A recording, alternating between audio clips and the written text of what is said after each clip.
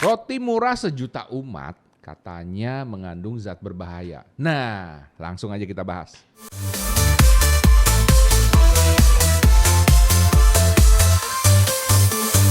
Halo CEO, selamat datang ke CEO Business Online Podcast. Tempatnya kamu dapat inspirasi dari pengusaha sukses yang super seru. Oke, hari ini kita akan ngebahas mengenai sebuah merek roti ya yang katanya mengandung zat berbahaya. Dan ini roti ini murah banget emang. Lu pernah nyobain nggak rotinya? Aku nggak pernah, tapi saingannya. Saingannya pernah. Oke. Yes, roti ini menurut gue kemarin ngeliat ada salah satu teman kita Aku pernah beli. Jualan juga. Enggak, gue nggak pernah beli. Oh. Ya. Tapi salah satu teman kita jualan dan gue ngeliat ini roti apa ya gitu ya. Rotinya masih dipanggang gitu kan ya. Dan kayaknya asik juga gitu. Dan gue kaget memang karena harganya murah banget. Murahnya setengah kali ya dari saingannya gitu ya. Nah, ini menurut lu gimana ya? Apakah ini cuma sekadar saingan yang bikin gimmick atau gimana gitu? Kita coba deep dive ya buat Okay. CEO bisnis online kan. Gitu. Yang kali ini agak kita bikin berat. Iya. Gitu. Kalau kita mau menang di sebuah bisnis, kadang yang harus diperhatiin tuh nggak cuman kualitas itu enak atau nggak enak, Oke. bagus atau nggak bagus. Gitu. Tapi ada banyak poin-poin lain yang penting yang untuk diperhatiin. Kita mesti mikirin distribusinya, kita mesti mikirin secara net profit marginnya, kita mesti mikirin secara inventory turnovernya, Yeah. kita mesti mikirin shelf time-nya dia, berapa lama dia bisa bertahan, gitu, dan lain sebagainya. Nah, menurutku roti Auka ini smart dari sisi itu. Yang lainnya bisa membuat rotinya cuman bertahan selama sekian lama, Yeah. dia bisa bikin rotinya tahan 3 bulan. Yeah. Buat aku itu smart. Kenapa? Ngurangin yang namanya waste, ngurangin namanya returan, Yeah. ngeluarin namanya bad stock, ya kan? Nah, dengan begitu otomatis net profit marginnya bisa naik, gitu. Nah, ini aku ngomong terlepas dari itu ada kandungannya yang bahaya atau nggak bahaya. Buat aku itu adalah keputusan bisnis yang smart yang harus diambil sama CEO bisnis online. Gitu. Kenapa? Karena seringkali pebisnis pemula itu cuma mikirinnya dari kualitas produknya doang. Yeah. Gitu. Dia cuma mikirin dari kualitas produknya dan kuantitas produknya bisa berapa banyak yang dia keluarkan, yang bisa dia produksi.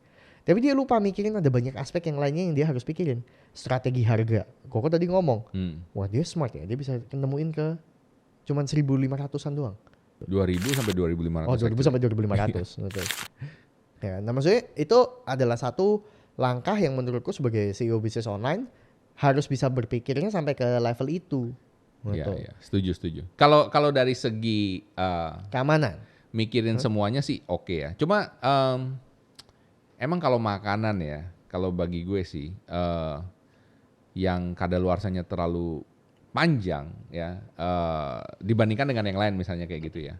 Itu memang ya worrisome ya. quote unquote ya mengandung sedikit kekhawatiran ya. Dan kalau dalam segi produk ini menurut gue ya apakah 3 bulan itu normal apa nggak normal saya juga nggak terlalu paham ya. Tapi biasanya kalau gue ke supermarket gue akan ngecek yang kadaluarsanya emang yang paling lama ya. Jadi kayaknya dia ngambil dari trik marketingnya di sini. Jadi orang akan ngambil jadi kalau misalnya gue beli susu nih, gue akan ngeliat nih yang kadaluarsanya jangan yang deket-deket nih. Kadaluarsanya yang masih dua minggu lagi, ya kan masih sebulan lagi, bener kan? Nah dia tahu ini, ngerti kan? Itu makanya dia taruh di situ, ya kan? Itu kalau menurut gue, ya. Cuman memang kalau dari segi yang mengkonsumsi, kalau tidak memikirkan bahwa ini ditaruh apa, kok bisa kayak gitu ya? Nah ini yang worrisome-nya tuh nanti efeknya ke jangka panjang gitu ya. Dan bagi sebuah brand itu selain mikirin masalah shelf life dan lain sebagainya, yang penting juga adalah masalah trust. Ya, dan ini yang menurut gue sekarang lagi diguncang nih ya, lagi diguncang karena kemarin beritanya nih ada yang kayaknya bikin laporan ini adalah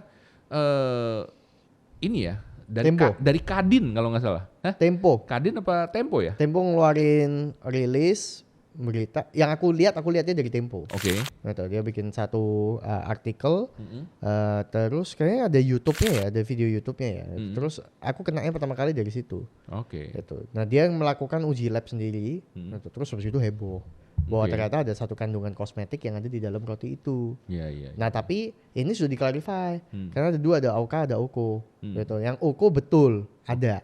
Oh. Akhirnya BPOM meminta untuk menarik dari peredaran. Oke. Gitu. Yang AOK enggak. Gitu. Tapi yang heboh AOK-nya kan. Namanya mirip soalnya. AOK dan OKO. Ini namanya mirip ya. Jadi agak sedikit ini juga ya. Nah, kalau menurut lu sendiri ya kan, let's just say nih ya, gua ngeliat dari dampak bisnisnya. Gua nggak ngomong bahwa ini bahaya apa nggak bahaya. Tapi maksud gua pengen tahu dari dampak bisnisnya. Sebuah bisnis yang sudah terkena isu negatif. Let's just say isu itu bisa disangkal dan ternyata tidak benar ya kan, dan bisa dibilang kebenarannya seperti ini. Nah, menurutmu itu gimana cara nge-revive lagi ya kepercayaan masyarakat ya terhadap brand tersebut? Menurutmu gimana? To begin with, ya. Aku nggak merasa AOK ini punya priority di marketing. Oh. Kok ya, bisa? To begin with ya. Oke. Aku udah ngelihat sosial medianya mereka dan lain sebagainya. Aku nggak melihat mereka investasi ke sana. Dan menurutku tepat untuk dia nggak perlu investasi ke sana. Kenapa? Karena dia gamenya bukan di marketingnya. Dia gamenya adalah di distribusi, penyebaran, masuk ke toko kelontong, ini itu dan lain sebagainya. Kenapa? Karena behavior marketnya ada di situ.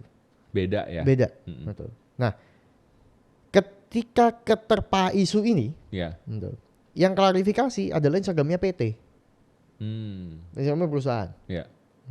Instagram perusahaan yang followersnya juga masih 1.000-2.000 kalau nggak salah. Sedikit sekali. Sangat sedikit sekali. Akhirnya aku bisa ngomong ini memang dia nggak fokusin ke sana. On the other side ada Sari Roti yang sangat-sangat huge investment ke digital marketing yang mereka juga. Nanti kan, baik ATL ataupun BTL-nya, baik TVC ataupun bahkan ini mereka jalan. Gitu. Tapi ini enggak. Gitu. Makanya aku ngomong strateginya emang beda. Ya itulah ya salah satu penyebabnya kenapa harganya bisa murah. Emang marketingnya nggak di double down ke sana. Nah, yang menjadi isu adalah apa? Perusahaan yang kayak begini berarti kan fokusnya dia kuatnya di produksi, kuatnya di distribusi. Ya kan, dia memang nggak mau kuatin di marketing. Berarti ini pasti produksi, distribusi, sales ini pasti gerak. Tapi marketingnya berarti kan enggak. Nah, yang terjadi adalah ketika ada isu seperti ini, mengklarifikasinya pasti telat. Kemakan langsung orang-orangnya. Iya, pasti telat. Udah mau nggak mau. Itu kenapa? Karena emang nggak ada tim yang dedicated untuk itu. Untuk orang itu. Ada tim yang dedicated untuk itu aja masih kacau. Iya kan? Gitu. Nah makanya aku ngomong dia case-nya memang aku nggak tahu apa yang bisa menyebabkan dia seawet itu ya. Itu juga kita perlu analisa ya nanti gitu. Tapi maksudnya terlepas dari itu ada substance yang bahaya atau enggak, cara kita approach menghadapi crisis handling buat aku nomor satu itu timing. Harus cepet ya? Secepat mungkin. Waktu itu kasus AirAsia itu kacau balau case-nya itu kenapa? Karena waktu sampai sekarang belum ketemu itu kan gara-gara secara PR itu disaster. Itu disaster. Kenapa? Karena dia dia bikin statement itu terlambat sekali. Gitu. Nah padahal seharusnya ya dia bisa sesimpel we'll get on it. Gitu. Ada isu kayak begini, kami akan segera klarifikasi. Udah titik. Itu dulu lah paling enggak, ya kan? Tapi ini kan silent waktu itu. Kebingungan lah masih gitu. Nah, banyak kan bisnis itu juga ngalamin ini dalam level yang berbeda kalau menurutku.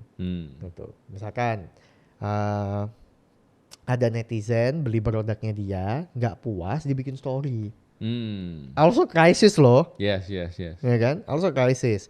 Ada yang nggak suka sama satu jasa ataupun produk yang kita kasih, dia bikin VT, dia bikin TikTok, dia bikin video viral, heboh, terlambat akhirnya. Udah terlalu banyak orang yang netizen yang digerakkan untuk ayo serbu Instagramnya, ayo serbu TikToknya, komenan udah hancur di situ. Akhirnya mereka ngambil satu keputusan yang salah lagi, nutup komen. Udah makin dicaci maki habis tuh. Udah nutup komen, masih nggak puas kan netizen, di private accountnya. Waduh, ini tipikal bisnis online kalau kena kritik. Waduh. Kalau gitu sebaiknya gimana menurut lo? Cara yang benar adalah melakukan klarifikasi. Mari kita belajar di kasus yang AOK. Yang dilakukan sama dia adalah dia langsung mengclarify itu bahwa kami tidak ada kandungan itu. Yeah. Kami sudah lolos BPOM dan lain sebagainya. Aku yakin dia langsung approach ke BPOM. Yeah. Karena BPOM memberikan klarifikasi. BPOM mengeluarkan statement di akunnya BPOM bahwa betul tidak ada substance itu untuk AOK. Itu OKO ada sehingga harus ditarik dari peredaran. Itu. Nah, yang AOK memang nggak ada. Nah, statement itu di repost sama dia. Jelek. Desainnya apa terbukti nggak ada gitu, cuma di capture terus di posting gitu doang. Itu udah harus di zoom pun nggak kebaca, pecah gitu, sebenarnya. Tapi paling nggak dia ada klarifikasi. Terus habis gitu highlights, awalnya mungkin dia nggak ada highlights di Instagramnya dia sekarang punya satu highlights, isinya penjelasan. Ya, judulnya highlightsnya penjelasan gitu, lihat di Instagramnya dia. Oke. Gitu. Nah, yang menurutku menarik lagi adalah setelah ini semua udah selesai, dia pakai influencer. Siapa tuh? Raffi. Oke. Raffi. Interesting. What do you think? Ketika kau ngelihat ada satu perusahaan, terus habis gitu dia udah bikin klarifikasi semua, hasil lab apa semua dia tunjukin semua, liputan dia tunjukin semua, laporan dari BPOM dia tunjukin semua. Habis gitu postingan selanjutnya adalah Raffi Ahmad makan kue rotinya. Apa yang muncul di benak lu? Ya, bahwa ini oke, nggak ada problem kalau menurut gue. Legit ya. Legit. Buat aku pemilihan Raffi itu very smart. Kenapa? Karena cater ke target marketnya dia. Emang segmennya dia. Iya. Itu pasukannya Raffi Ahmad kan banyak kan di situ. Iya. Betul. Gitu. Ngomong, wah ini very smart sih. Gitu. Oke, terlepas dari jumlah followersnya dia masih dikit dan lain sebagainya. Tapi kita lihat ya, dia setelah diposting, setelah diposting Raffi Ahmad 7 juta view. Wow. Followersnya 2.600. Naik langsung. Followersnya 2.600 doang. Tapi dia bisa dapat 7 juta view setelah dimakan sama Raffi Ahmad. Gitu. Kan luar biasa. Akhirnya.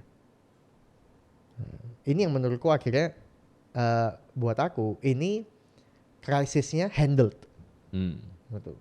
Bisa diberesin. I think it's well handled. Ya, quite well handled. Iya. Quite well handled. Cuman aku nggak tahu sebabnya apa kok bisa akhirnya di uji labnya yang awal kok ada substance itu. Iya, ini menarik ya. Mungkin ada persaingan bisnis, ada apa kita nggak tahu juga ya kan. Soalnya bisnis gede kok. Bisnisnya gede. Ini bisnis gede. Sari roti itu omset 3,8 T. Setahun. Wow. 3,8 triliun. That's crazy. So it's a huge business. It's a huge business. Ya, marketnya gede banget. Iya. Nah, cuma mungkin Sari Roti kan distribusi ke modern outletnya kuat ya. Gitu kan dia Indomaret, Alfamart dan sebagainya. Tapi kalau AOK aku ngeliat lebih banyak ke toko kelontong, warung-warung, kayak begitu. Iya. Jadi emang different kind of segment sih. Yes, sama mestinya. Tapi mungkin juga di stop, nggak bisa masuk ke outlet yang satunya lagi. Atau mungkin memang nggak memilih aja. Atau mungkin udah masuk tapi kita nggak tahu. Iya, bisa listing aja. fee-nya mahal, Bos. Iya. Bisa jadi ya. It could be a lot of reasons, kita nggak ngerti. Jadi kita emang spekulasi aja di sini. Tapi yang kita mau highlight di sini memang ya itu sebenarnya kalau ada krisis seperti ini, how to handle it properly. How to handle it properly. Ini pasti akan terjadi soalnya ke any business, ya nggak? Kemarin dulu ada satu brand punyanya si salah satu influencer juga, Hoto, tahu Hoto? Hoto, ya benar. Ya kan? Itu juga itu gara-gara viral di TikTok kena diuji sama salah satu content creator itu kan? Iya. Jadi dibilang apa sih banyak gulanya ya atau gimana gitu kan? Aku lupa juga apa. Ya pokoknya isunya seperti itu. Maksudnya dia kan ngomongin itu sehat tapi ternyata banyak gulanya. Tapi langsung di-handle juga. Nah, memang ini nggak gampang ya gue lihat ya. Handle ini akan ada orang pro dan kontra. Nggak mungkin orang langsung oke, lu bener, lu gini, nggak ada. Akan tetap ada orang yang menghujat, akan orang nggak menghujat. Pasti. Dan ini, tapi in the long run, as long as dia kekeh di situ, ya dia jalan aja. Karena kenapa? Netizen akan bosen, akan pindah ke berita lainnya. Itu yang gue lihat so far nih. Bahkan ada beberapa yang kayak, kalau ini dari segi produk, kita ngomong dari segi konten, ya kan? Kamu tahu kemarin di TikTok ada yang heboh banget, Matt Dix tau kan ya? Yang ngomongin kemarin ada bocil yang ngikutin settingannya gua gini. Oh gitu. iya. Viral kan? Viral banget kan? Orang menghujat dia banyak banget gitu kan. Itu crisis handling itu juga. Crisis handling juga itu, ya kan? Tapi at the end, gua rasa dia tetap menang, gitu ya. Maksudnya dia handle, ya dia klarifikasi aja seperti ngomong ya. Jadi ini menurut gua untuk model seperti apapun itu, ya kan? Ya lu klarifikasi aja. Indonesia menangnya gitu, klarifikasi. Ya, betul.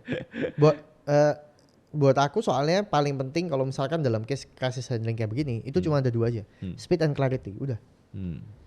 Selama kita cepat dan itu clear, itu enak udah. Ya, dan kekeh di situ doang. Ya, interesting. Well, menurut lu sendiri sekarang ya kan, dari crisis handlingnya AOK ini ya kan, potensinya dia bisa lebih gede atau kembali normal atau gimana menurut lu? Menurutku orang yang menjadi trackman-nya dia, I don't think they care. Oke. Behaviornya nggak begitu. Gitu. Behavior hidup sehat, menjaga intake makanan yang diasup sama dia, itu tidak ada di segmen yang dikejar sama dia. Gitu. Oke. Hotel bintang 5 standarnya, kan biasa hotel bintang 5 pasti punya bakery ya. Gitu. Standarnya di hotel bintang 5 adalah seluruh produk yang dikeluarkan dari mereka nggak boleh pakai pengawet. Nggak boleh pakai MSG. Itu udah standar. Gitu. Jadi kalau hotel bintang 5 ada restoran, ada cafe di situ, itu pasti nggak ada pengawetnya semua. Gitu. Hari itu makan, hari itu harus selesai. On the other side ada bisnis lain yang jualan cake, misalkan gitu. Yang aku tahu dia menggunakan pengawet yang bisa tahan sampai 9 bulan cake-nya. 9 bulan? 9 bulan di freezer ya? Di freezer? Serem bener. Jadi sistemnya kan 9 bulan di freezer, didistribute ke toko-toko, di toko bisa bertahan seminggu kalau nggak salah. Gitu. Terus habis itu baru dijual. Dijual ketika sampai ke customer masih bisa tahan 3 hari 4 hari. Gitu. Interesting. Nah ada yang begitu, tapi kalau bintang 5 nggak boleh. Gitu. Dia nggak boleh. Makanya depends on the produknya juga. Depends on the product. Nah dalam case-nya AOK menurutku, apakah dia akan tetap thriving dan lain sebagainya? Menurutku masih. Demand-nya masih ada, behavior-nya juga begitu. Kalau menurutku bahkan akan lebih meledak. Karena kenapa? Gua tuh nggak pernah tahu roti ini jadi tahu kan? Jadi tahu sekarang. Tapi doesn't mean Koko tahu akan membeli. Iya, betul. Karena di hati Koko udah ada trust issue sekarang. Sedikit. Kayak, apakah ini? Iya, apakah worth it gua resiko apa enggak? Ngerti kan? Orang karena gini, Koko punya kemampuan untuk beli yang lebih mahal. Iya. Ya kan? Tapi kan ada banyak orang yang kepengen menikmati roti juga, gitu. Yang memang dia punya limitasi di situ, gitu. Yang nggak terlalu peduli ya. Yang nggak terlalu peduli lah. Buktinya apa? Lah sekarang kan banyak ya kasus sekarang yang gagal ginjal, cuci darah gara-gara minum minuman berwarna. Oh iya. Itu any kind of minuman-minuman yang kita lihat lah biasa lah itu kan, yang di kulkas-kulkasnya Indomaret, Alfamart dan sebagainya. Itu kan banyak yang memang selama nggak berlebihan kan nggak apa-apa sebetulnya. Ya kalau tiap hari udah kayak minum air ya itu ngeri. Ada memang yang begitu. Betul. Ada timku itu yang dari sarapannya dia, makan siang, makan sore, makan malam, itu minumannya selalu minuman berwarna, manis terus. Waduh. Wah itu yang kayak begitu. Iya. Hei, yang serem. Tobat kalian. Itu yang serem itu. Nggak boleh. Iya. Gitu. Tapi kalau normal-normal aja nggak apa-apa. Gitu. Mau apa minum Coca-Cola sekali fun lah. Iya. Gitu. Tapi kamu kalau every day, itu bahaya. Paginya minum itu nggak boleh nyebut brand yang ini. Siangnya minum ini, malamnya minum ini, ya nggak boleh. Minum air paling benar. Nah, karena behaviornya itu terbentuknya masih seperti itu, menurutku nggak akan menjadi persoalan. Justru benar kok ngomong ya, semakin banyak orang akan terekspos, mereka malah akan fokusnya adalah ke, rotinya cuma 2.000. Betul ya. Kan? Malah fokusnya ke sana. Ketemu segmen yang itu malah, rotinya murah juga ya, kok enak juga ya. Katanya udah aman, ya udah kita coba aja. Karena yang akan stuck di pikirannya mereka menurutku cuma 2. Rotinya cuma 2.000-an. 1. Kedua, Raffi Ahmad juga makan ini. Udah selesai. Udah. Clear. That's it. Ya, makanya menurutku crisis handlingnya dia smart. Bahkan sekarang mungkin dia punya satu departemen baru. yang tadinya nggak ada, benar nggak ya kan? Oke, kita bikin kayak gini. Udah ada orang yang mikirin nih sekarang untuk marketing dan lain sebagainya. Tadinya cuma media tradisional doang ya kan, sekarang benar-benar udah dipikirin ya. Makanya aku bilang audacity untuk langsung nomor 1 influencer yang dipilih duluan sama dia, Raffi. The audacity untuk ngeluarin duit itu loh. Yes. Ya artinya kita tahu omsetnya dia nggak kecil dong. Betul. Betul. Ya. Kita kan tahu hitung-hitungannya Bang Raffi berapa. Betul. Gitu. Dan bikin Raffi apa istilahnya? Postingnya nggak cuma sekali. Iya, yakin juga, mau juga. Yes. Oh, that's quite not easy menurutku. Betul. Ya kan? Belum tentu bukan masalah duit loh ya kan. Ya, Dia harus bisa ngeyakinin orangnya juga mau, benar nggak? Betul. Nah, betul. so ya menurutku ini memang interesting sih. Apa ini bisa belajar banyak dari sini ya. I think they do it pretty well menurut gua. Makanya kalau misalkan ngelihat case-case-nya kayak begini, emang dari awal sih ya, menurutku harga itu comes with a cost, pasti ada consequences-nya kan. Kamu mau harga murah, berarti pasti ada sesuatu yang harus di-sacrifice di sini. Yes. Ya. Nah, sama lah, ini nggak terkait produk F&B doang ya. Maksudnya kayak kita ngomong produk baju, misalkan fashion. Fashion kamu mau harga lebih murah, ya otomatis lah konstruksi kainnya, dia cepet sobek atau enggak, cepet rantas atau enggak, di bagian jahitannya cepet lu kebuka atau enggak. Ini udah mau nggak mau gitu loh. Ya emang udah nature-nya seperti itu. Semakin murah ya berarti dia kan harus ada sesuatu yang dikompromis. Gitu. Sehingga itu konsekuensi yang harus diterima. Gitu. Ya mau nggak mau udah. Setuju.